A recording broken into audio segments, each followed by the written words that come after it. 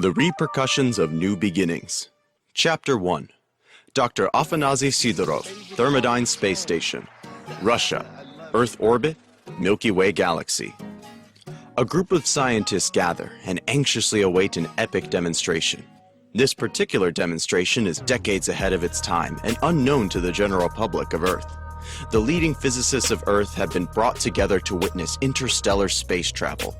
Dr. Afanasy Sidorov is of Russian birth, a renowned man of physics and highly respected among his peers. He is the lead physicist of the Spatial Transition Section aboard the Thermodyne Space Station. It is a subdivision of the Thermodynamics Physics and Research Facility of Theoretical Science. Dr. Sidorov steps up to the podium and addresses his fellow scientists. Today, you will witness a monumental and defining moment in history, as the Thermodyne physics team sends a probe through time and space. As Dr. Sidorov signals his assistant to bring the systems online, a few of the guests raise their hands to ask questions. He simply motions all hands down. He isn't done with his briefing and continues speaking. Here at Thermodyne, we will prove that a spatial rift, a hole in space and time, can be opened by instantly sending a probe to an uncharted section of the universe. My team and I have configured the probe to collect location data and draft a star chart while transmitting a signal in all known mathematical formulas and languages, retrieving any forms of communication or transmissions from the other side. The spatial rift will open for 30 seconds, giving the probe sufficient time to enter the rift. Then, the probe will initiate its primary programming and be retrieved after 15 minutes. The guests are directed to turn their attention to the windows of the space station. Several guests make remarks about how the probe, as Dr. Sidorov gives the signal to begin procedures. A few buttons pressed and the telespatial engine completes its target lock. Once Dr. Sidorov gives the command, the generator fires a beam of energy at the targeted location. After a few moments, a small discharge tears through empty space. As the wormhole materializes and expands, spikes of energy ripple along its outer rim. A smile spreads across Dr. Sidorov's face. A deep sense of accomplishment swells within him.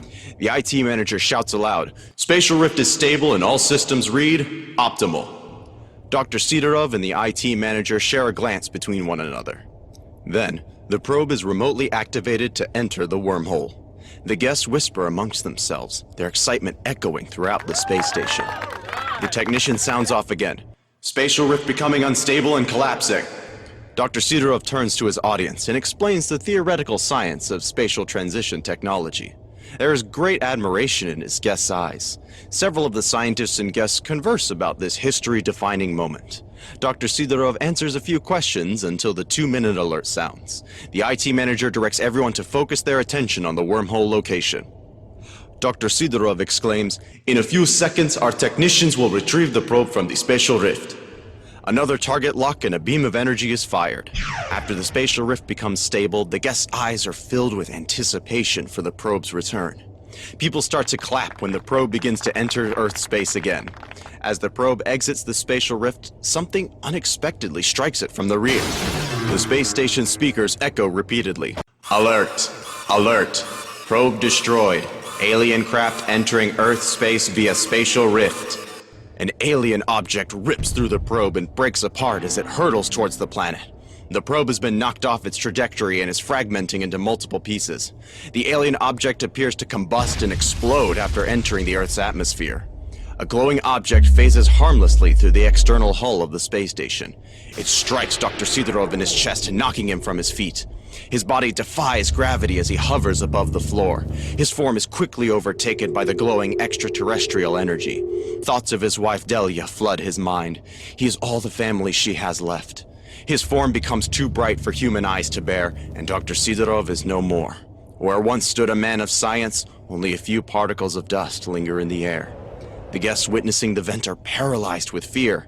After the first scream is released, others join the hysterical behavior. With an uneasy voice, the IT manager speaks through the intercom. "We ask that our guests please remain calm, as you are escorted to loading bay 3A for departure to the surface. Again, we thank our guests for visiting the Thermodyne Space Station." The Reaper. Rings of Divinity. Limbo, Death's Domain. Ethereal Realm. The ethereal realm is a place existing outside of the universal realm of space and time, a place so vast it is beyond mortal comprehension.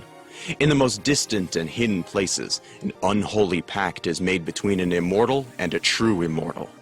These immortal beings conspire to alter above cosmic level events occurring within the universe.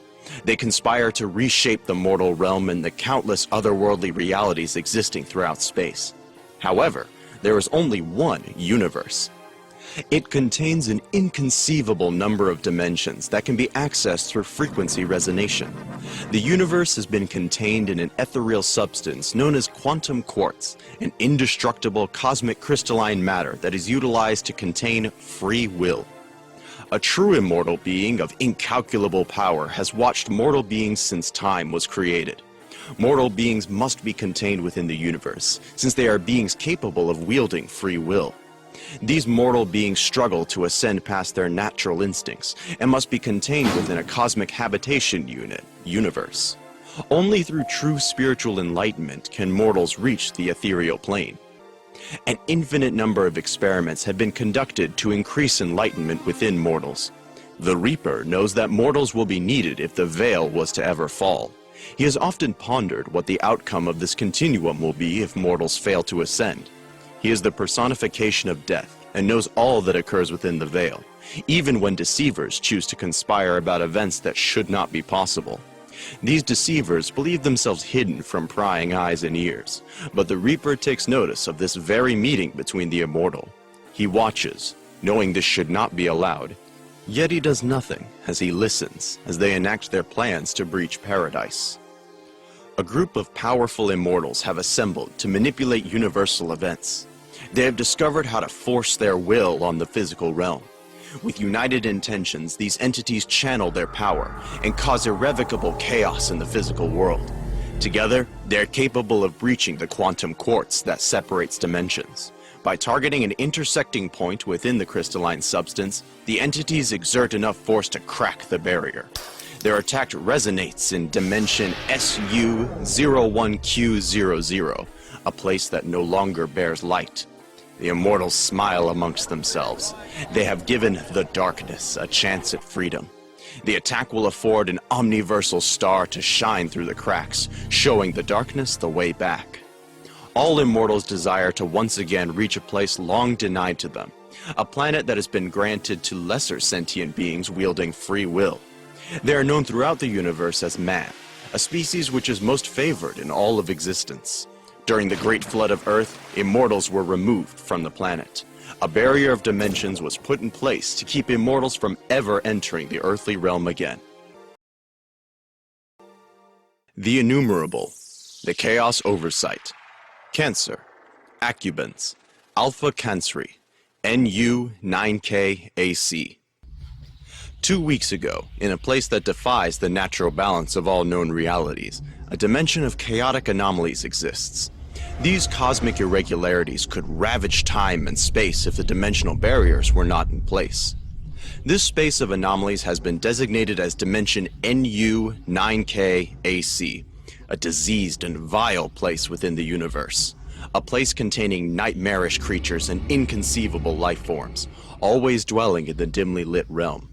Still, one civilization has lived and thrived for hundreds of millennia, learning to endure and develop as a society, ever vigilant in the pursuit of knowledge. They are known in dimension NU9KAC as the Bakrata, an extremely adaptable and persistent race. After hundreds of millennia, the Bakrata were led to Cancer, an extremely large planet. Their search to find a sustainable planet was over. It's taken the Bakrata hundreds of years to navigate and learn the planet's secrets. With their advanced technology, the Bakrata have learned to mine a rare cosmic treasure. An ore containing a metallic alloy has been designated trilithium. It can only be found on the charred and lifeless moon Tri-Q3. Trilithium is one of the most durable substances ever discovered. It is second only to quantum quartz. The metal has negating properties that diminish and dissipate kinetic energy. Once the metal conducts a -0 NZ charge, it is nearly indestructible.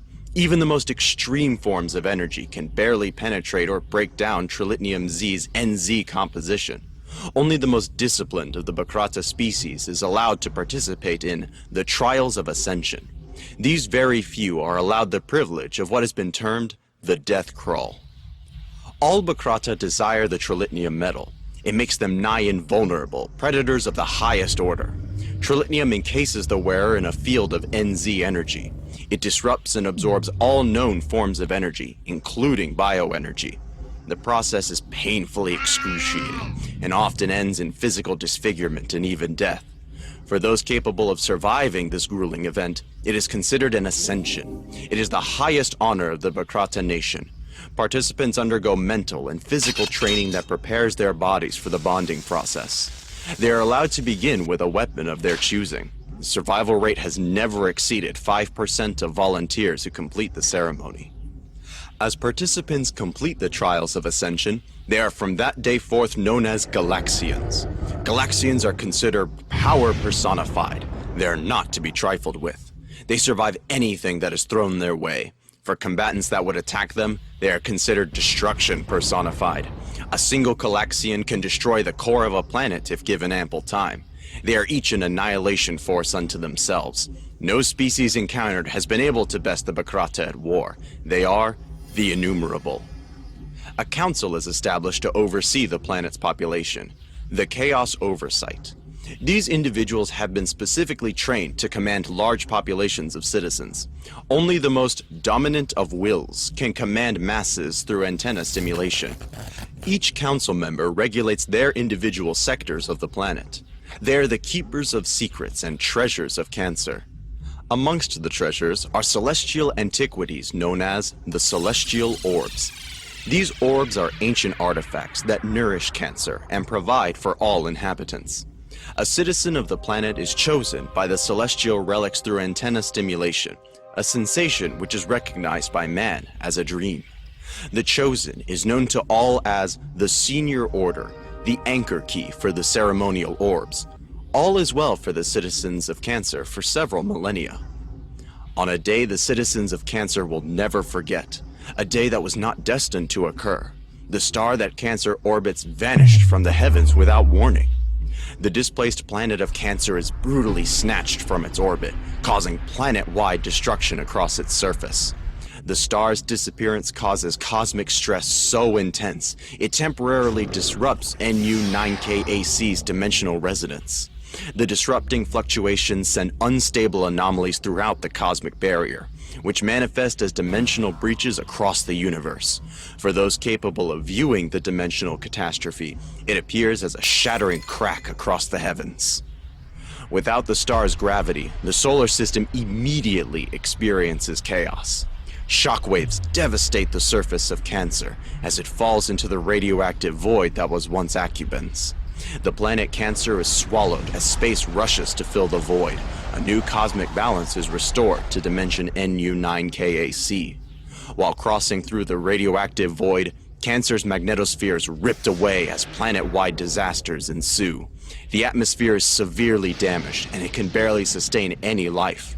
Those lives on the surface perish immediately as waves of radiation saturate trillions. The planet is spit out into a neighboring dimension where the laws of reality are different. In the aftermath of the Great Migration, the Senior Order declares Cancer's remaining population to be put into stasis.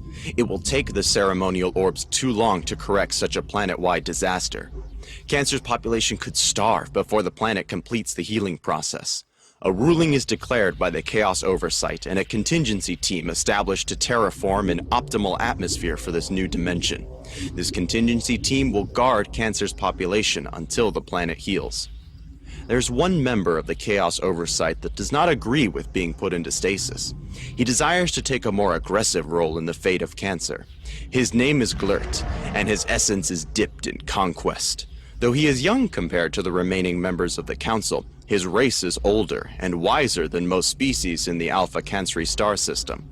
He believes in survival of the fittest, and through conquest he can return the Bacrata to their former glory. It does not matter his world was removed from its dimensional home. Cancer has survived its relocation into this new universe. Terraforming will come second to conquest if Glurt has his way. His people are superior to all forms of life encountered to this day. The Bokrata will continue to evolve as is intended. It will take minimal efforts to invade and set up new worlds. Watching from an ascended plane of existence, 6 true immortals gaze into the universal realms. These true immortals have accomplished destabilizing the first of 12 barriers that protect Paradise, planet Earth. When planet Cancer is violently ripped from dimension NU9KAC, it exits from the void into dimension PU43200, Prime Universe. This cosmic event causes the omnidimensional barriers to splinter multiple fractures throughout the universe, a phenomenon that resonates at every frequency throughout the physical realm. In dimension SUQ300, a being of incalculable power has awakened and hungers. It has not moved for billions of years, and now it stirs. It has survived in total darkness for eons. It has become aware of the damage sustained to the dimensional barriers. The creature instinctively senses life-giving nutrients emanating through the barrier. It begins a celestial process to sate its hunger. A hunger that will ultimately lead to the destruction of all that dwells within the veil. Den Han, AE&M Logistics Factory, East Ningbo, China, Earth. Den Han has been working the docks of Ningbo for 2 years. He's earned the reputation, first to show and last to leave, a dedicated hard worker that was recently promoted to assistant manager. He and a few friends enjoyed themselves last night at an after-hour party. Today, however, Den is late for work. He is normally on his way to the Aeronautics, Electronics, and Mechanics, AE&M, Logistics Factory at 4:45 a.m. every morning. He clocks in every day at 5, even on holidays. "Oh no, I'm late!" shouts Den as he suddenly awakes. Dizzy with sleep, he makes his way to the bathroom. He quickly addresses daily hygiene issues and grabs his phone as he runs out the door. He hops on his motorbike and glances at the clock across the street. "I'm late," is the only thought racing through his mind. His supervisor normally arrives at work a few hours later than him. With luck on his side, Den could possibly beat his boss to work today. He speeds off to work, leaving burnt rubber on the asphalt. Den broke every minor traffic law on his trip to work. Peace officers are slow to engage misdemeanors so early in the morning. People will stop driving altogether if police issue tickets to every law-breaking citizen. There's more traffic on the streets than Den is generally accustomed to so late in the morning. Den notices that he isn't making good time. He needs to find a quicker way to get to work. Where is the shortcut? He thinks to himself. The river barge travels downstream daily. Maybe he can catch one to work. He's watched the barge enter the China Sea every day for the last 2 years. It is the fastest route to the east side of town. The shortcut took him down an alley toward the river. In his haste, Den almost hit an older man dumping trash. "My apologies," Den yells to the older gentleman. He can see the barge and it's preparing to depart. If he misses it now, he'll have to backtrack and show up even later to work. The route to the river barge has already taken him out of his way. He eagerly blows the bike horn to alert the conductor that he's coming aboard.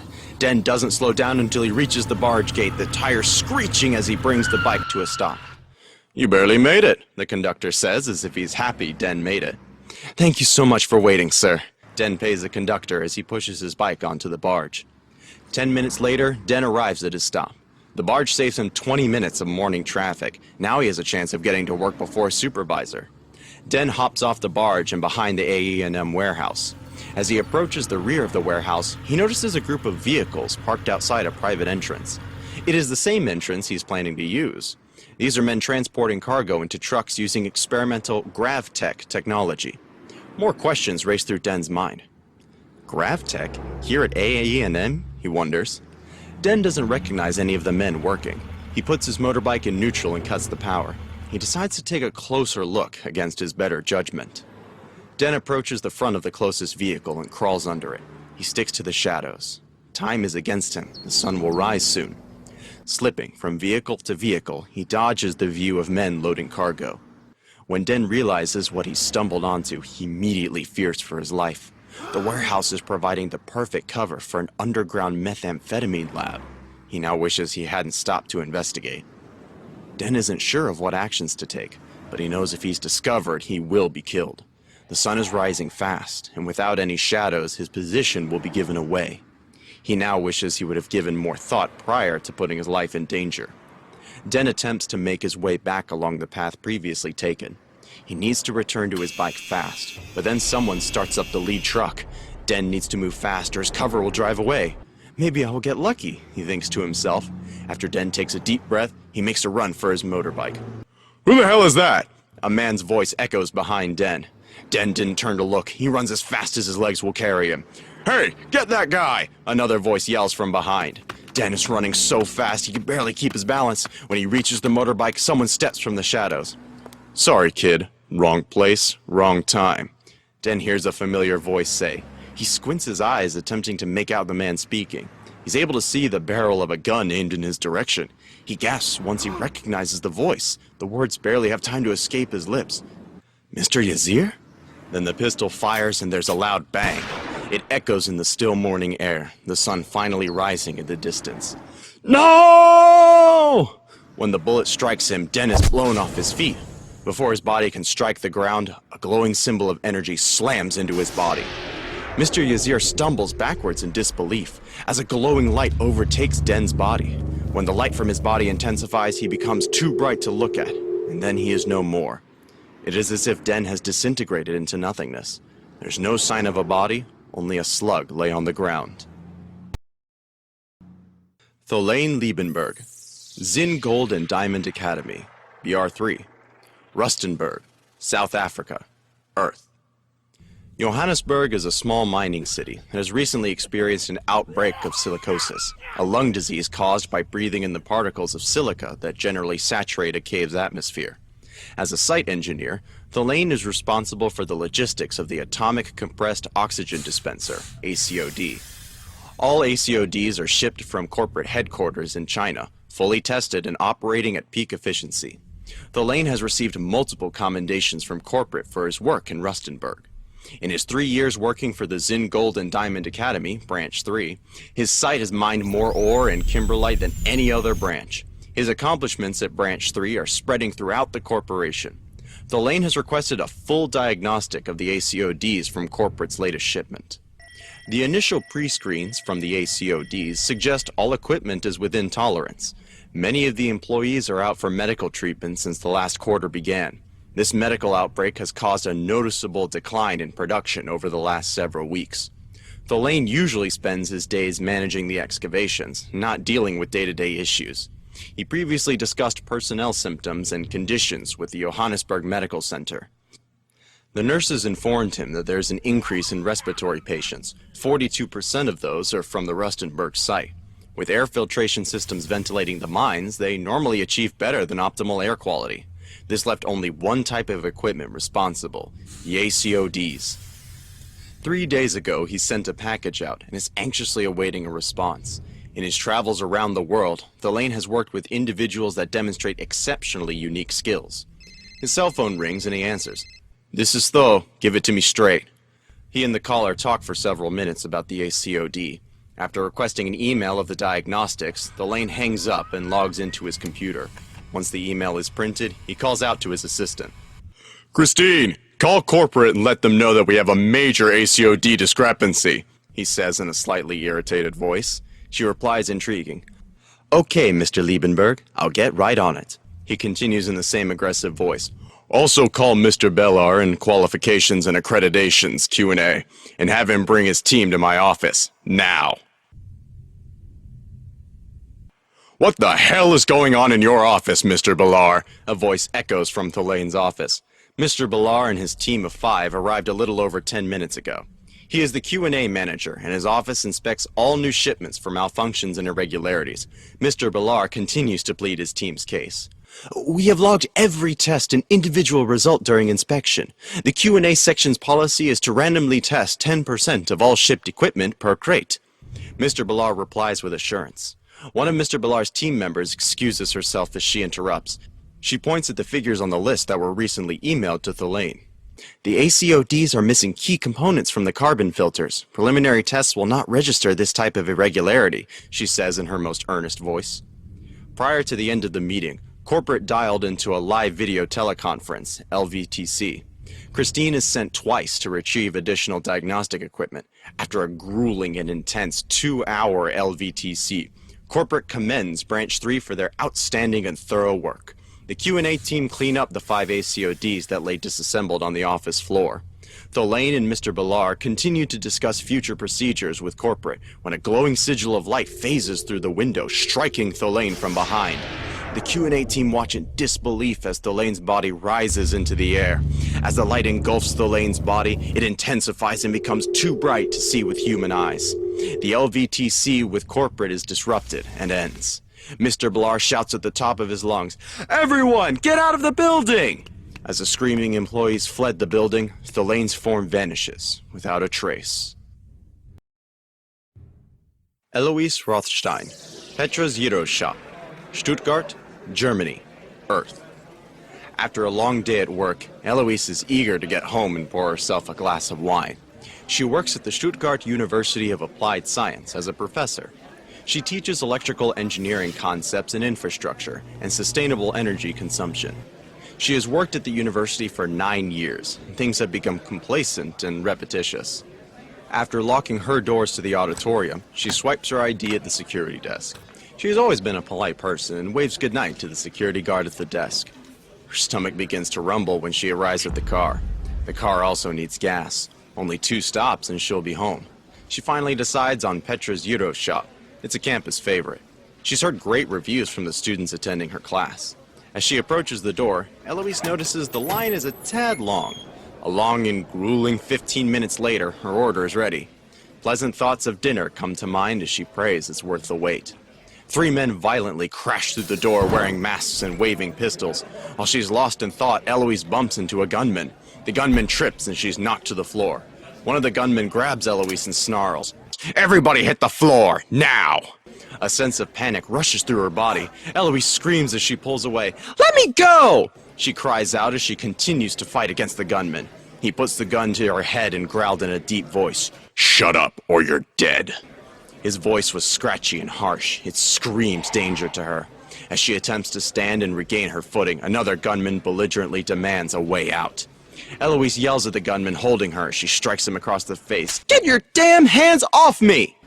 With a swing of the gunman's arm, Eloise is knocked to the floor again. He rotates his body while aiming the gun, challenging anyone else to resist his will. Shots ring out and the windows shatter. The gunmen aim and return fire through the windows. The gunmen continue to shoot through the windows as they run for the back of the shop. Eloise cautiously looks out the window and is relieved to see 2 police officers running toward the shop. When the police enter the shop, they immediately scan the room. A young lady points in the direction leading to the back of the shop. One of the police yells, "Stay down!" They run through the restaurant in the direction of the fleeing gunman.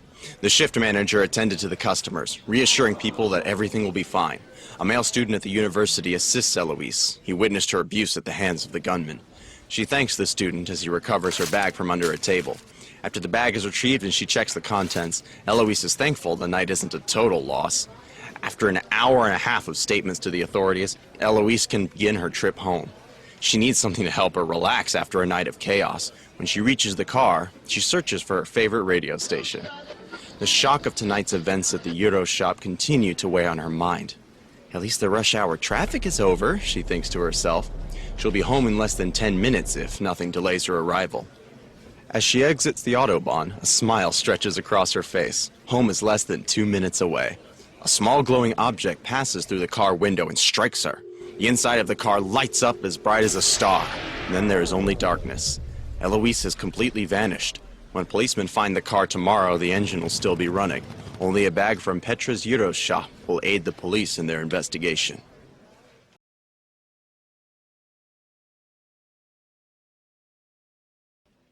Monet Lagos, Amazon Forest Biometrics Facility, South Manaus, Brazil, Earth. Near the Amazon River, outside the city of Manaus, a streetwise young lady searches for her missing sister.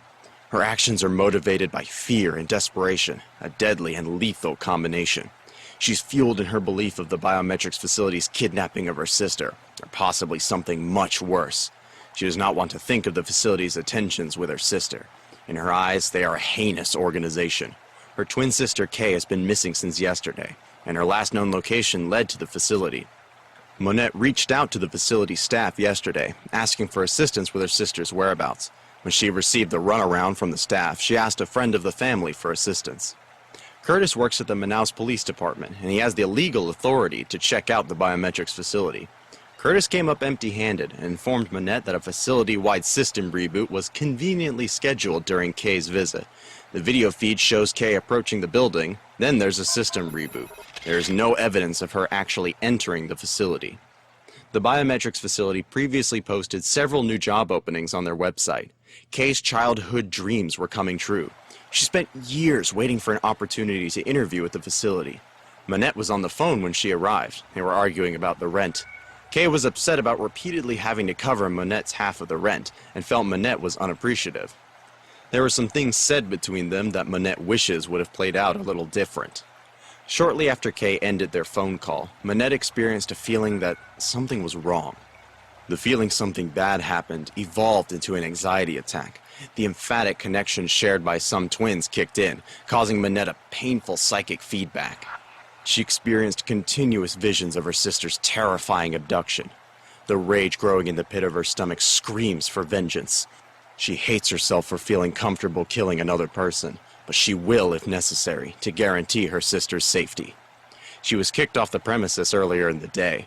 When she asked the receptionist at the front desk about her sister's whereabouts, security personnel arrived and promptly escorted her out of the building. Since her eviction from the facility, she's been scouting for the best way to approach. Ultimately, she decides on the rope ladder that leads down the side of the cliff.